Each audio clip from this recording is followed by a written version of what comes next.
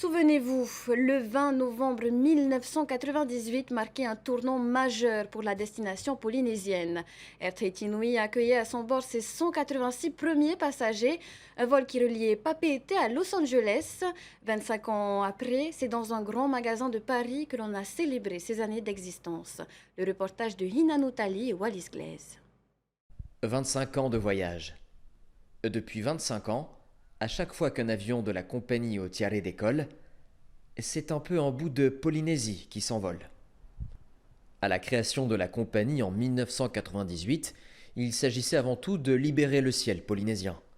C'était un vrai pari, mais la genèse de la création de la compagnie, c'est qu'au départ, c'était un peu pour libérer le ciel polynésien.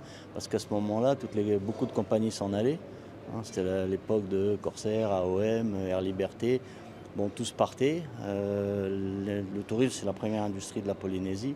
Donc il fallait vraiment libérer le ciel et amener un outil au service des Polynésiens pour développer justement le tourisme. Et c'est bien ça qui a été la genèse de la création de la compagnie. Aujourd'hui en pleine croissance, la vie de la compagnie n'a toutefois pas été un long fleuve tranquille. Les attentats du 11 septembre 2001, la crise économique de 2008, l'éruption du volcan islandais en 2010 ou encore la crise sanitaire, autant d'épreuves que la compagnie a dû affronter. Des hauts et des bas, il y en a eu, c'est sûr.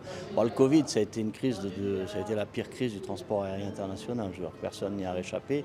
Bon, nous, en fait, alors peut-être que la taille à ce moment-là aide. Et nous, en fait, la Polynésie s'est jamais complètement repliée sur elle-même, elle s'est jamais refermée.